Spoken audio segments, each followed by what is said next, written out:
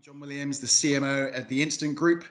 My name is Caleb Parker. I am the founder of Bold, which is part of Newflex. We're like the Marriott of space as a service. We're an operating company, but we have a family of brands.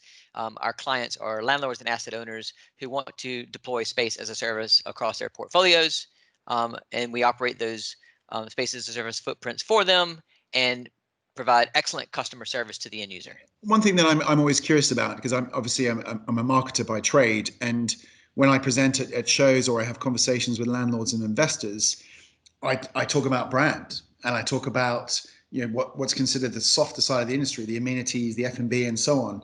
And that's quite a departure from landlords. You can slightly see them glaze over. They kind of get it, but it goes to the point that they're thinking, why do we need to invest in this? Do we really need to do this? But I know you guys take it really seriously, rightly so, because that's the key element of space as a service. This is the value you bring to the discussion with landlords, right? And it's how you generate for them relationships with the end user, correct? Well, yeah, and brand is really what the customer says about you. But brand to get customers talking about you in a positive way and want to do business with you, you have to deliver a consistent user experience. To create a consistent user experience, you have to think about who your customer is and what they need. And to do that, you have to really get under the hood and know your customer and be authentic with what you deliver. So that means you have to exclude some people. Yeah. And traditionally commercial real estate, it's been a very, I mean, it's above my understanding on the math sometimes, but it's been a very simple, if I can make it simple, it's been a very simple equation. You go out and pick the right location. You get the asset built, get it pre-leased, get a long-term lease signed by high covenant, high credit tenants, and happy days, cash in 20 years. But it's not that way now, and I think brand does come into play because if you ask anybody who owns or what building do you work in, they'll give you the address because location, location, location, right? But nobody knows who owns the brand. Nobody owns who owns the building. There's no brand on the building per se. But if you look in the hotel industry, everybody knows what hotel they checked into. Completely agree. Yeah. What do we need to do to meet customers' needs and wants? That's what we need to be asking. What do customers need and what do they want? We know customers don't need to be in the office every day. They need flexibility. We know customers want to feel good. They don't want to have stress. They want less friction when they come in, which means they need some service and they need hospitality. Okay, so then, all right, well, what kind of technology can help create an experience that delivers on those needs? Because technology is just the enabler, Yeah. right? So, I mean, if I'm just throwing some things out, we're looking at a few specific things, but I think at a high level, what's going to remove that friction and stress? IoT. There's if we to support well-being, sensors to monitor air quality, because right now, obviously, people want to know that when they come back into the office, and this isn't just a COVID thing, but it's very high on the priority list during COVID, but even post-COVID. We need sensors in the buildings to monitor air quality, CO2 levels, humidity, temperature, air circulation, because what's that going to do? It's going to make someone feel comfortable and confident when they come in. They're not going to get sick. What's going to enable flexibility? Well, people aren't coming into the office every single day. So there's going to be times when they do come into the office and somebody on their team's not there and they still need to connect with them. Mhm. So what sort of AV or audiovisual can support hybrid meetings? Mhm.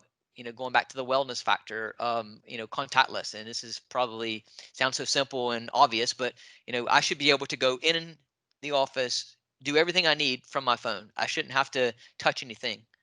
Um, Another obvious one, in my opinion, I can't believe we're not there yet, ubiquitously, but live availability and booking of space. Yeah.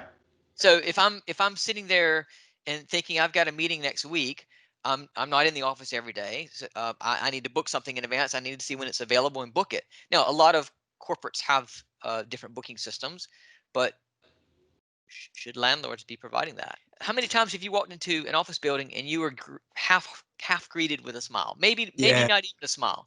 And so if people can be freed of all these automated tasks and they can be human again, then the customers are going to have a better experience.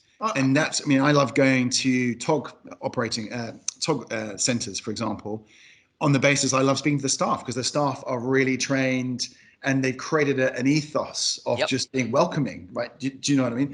And again, we could all learn from that. You go to your typically kind of FM managed, least conventional office block, and it's a totally different experience. And again, so when you're stacking this up, is that, are these hard points to quantify value against when you're having those discussions with landlords? What we do is when we go through the whole financial objectives of an asset, then we look at how we would run that asset, putting in the layers of service and the technology.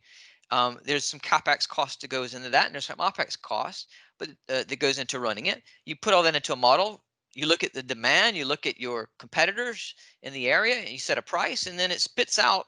I mean, I'm really oversimplifying it here, but then it spits out. It spits out a P&L, and you have a forecast of what it should be. And if the numbers don't work, you don't do it. Totally right. And yeah, I think this is where it's going to go. What I'm interested in next as well is once the kind of the asset managers begin to get that approach or it becomes more widely accepted, is how far can the model go? Because for me, the office has only ever really looked and felt one way because that's been the easiest way for landlords and others to pull it together. And then we've got that conformity around, should we say, magnolia walls, beige carpet, grey carpets, you know, and desks and chairs of a certain shape and color. One thing I was wondering around post-lockdown, where we've been working more from home, will we be going more for a living room style, you know, much more of a hotel lobby relaxed style, because we've enjoyed working in different environments, but sometimes we need to work in different ways, for example, and there may be a plethora of options to cater for that. Do you think we'll see more permutations like that and more of a freedom of expression for what workspace entails? I think yes. I think that when we think about the customer, Mm. there are so many different flavors that people like. So I think as operators and as deliverers of that type of space, we need to be thinking about who are we trying to target? Mm-hmm. What economics is that going to drive and what experience is necessary to attract those customers?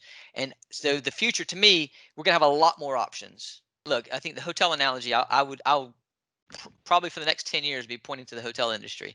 But if we separate the operators, all the independents, and then the chains, big and small, from the office stock and the asset owners, we're as you said earlier, we're still like 10% or less of the overall office stock.